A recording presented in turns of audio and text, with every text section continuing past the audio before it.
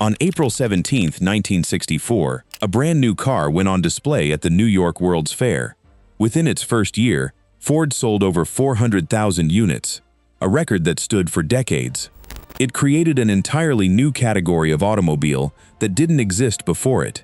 It appeared in over 3,000 Bond films, rock songs, and Hollywood blockbusters.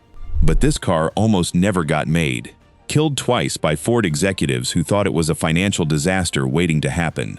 This is the story of how the Ford Mustang went from a rejected concept to an American icon, and how it nearly drove itself into extinction, not once, but twice. Chapter 1. The Baby Boomer Problem. By the early 1960s, Ford had a demographic problem. The baby boomer generation, over 70 million Americans born after World War II, was entering their late teens and early 20s. They wanted to buy cars, but Ford's lineup consisted mostly of family sedans and practical station wagons, designed for their parents' generation, not for them. Lee Iacocca, then a rising executive at Ford who would later become company president, recognized this gap. He commissioned market research that revealed young buyers wanted something entirely different: sporty styling, an affordable price, and the feeling of driving something exciting, not another boring commuter car. Iacocca assembled a special committee, nicknamed the Fairlane Committee, after the Fairlane Inn Hotel near Ford headquarters, where they met on Saturday mornings. Their goal: design a car with 4 seats, a base price under $2,500, a weight under 2,500 pounds, and sporty performance styling, a car that felt exclusive but was priced for the masses. Chapter 2. Killed twice, built anyway. The concept faced serious internal resistance. Ford's board, still scarred by the disastrous and expensive Edsel failure of the late 1950s, which had lost the company approximately $250 million, was wary of gambling on another unproven concept.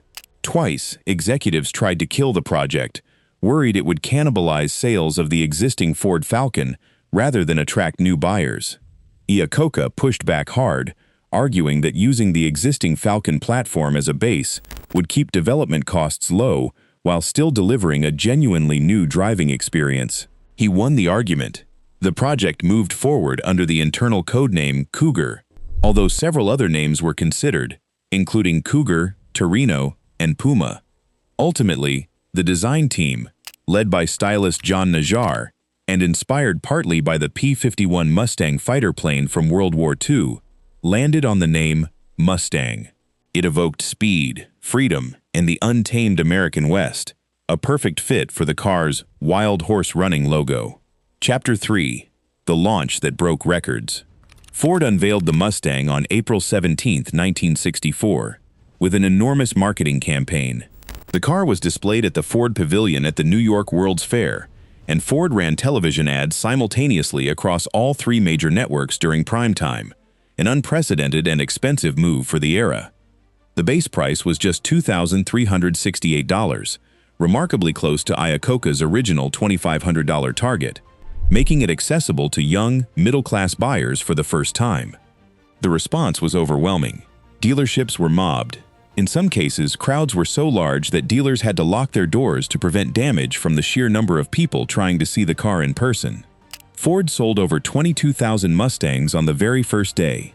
Within the first year, sales exceeded 400,000 units, smashing Ford's initial projection of 100,000 units for the entire first year almost immediately. It became the fastest-selling car in automotive history at the time, and Ford put the Mustang on the cover of both Time and Newsweek magazines in the same week. An extraordinary feat of cultural penetration.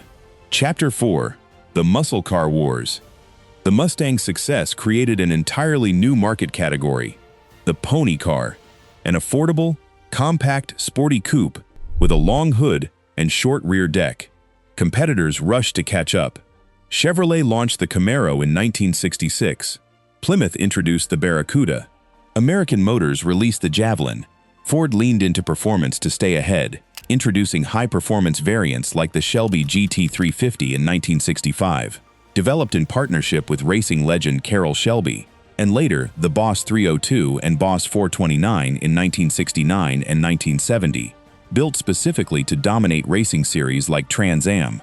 These performance variants cemented the Mustang's reputation not just as a stylish commuter car, but as a genuine muscle car capable of competing on the track. Hollywood cemented the legend further. The 1968 film Bullitt, starring Steve McQueen, featured a legendary car chase through the streets of San Francisco using a modified 1968 Mustang GT 390, widely considered one of the greatest car chase scenes ever filmed, and one that dramatically boosted the car's cultural cachet for decades afterward. Chapter 5. The Fall. When the Mustang lost its way. But success bred excess. Throughout the late 1960s and early 1970s, Ford kept making the Mustang bigger, heavier, and more expensive to compete on multiple fronts simultaneously. Luxury, performance, and mainstream appeal all at once.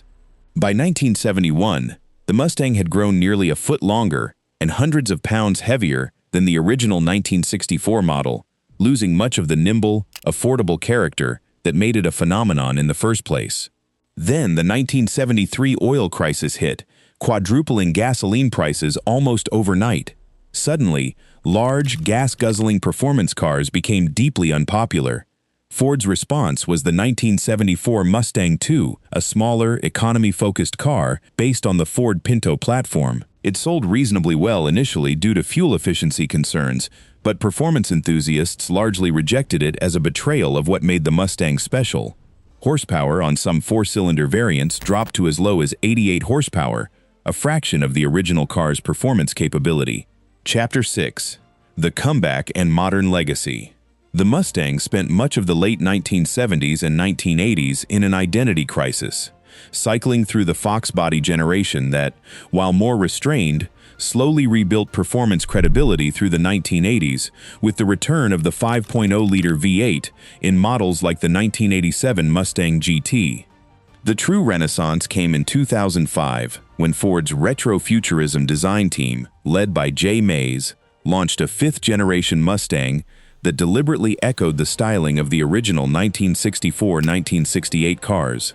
Long hood, short deck, fastback roofline, combined with modern engineering. It was a massive success, reigniting passion for the nameplate and re-establishing the Mustang as a cultural icon, rather than just another economy coupe.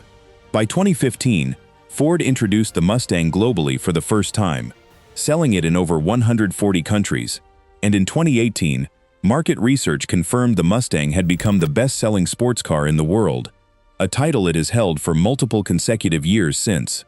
60 years after its debut, the Mustang remains one of the only original pony cars still in continuous production, having outlasted the Camaro's multiple discontinuations and the Barracuda's disappearance entirely. It survived corporate indecision, 2 attempts at cancellation before it even launched, an oil crisis that nearly killed the entire muscle car segment, and its own identity crisis in the 1970s and 80s.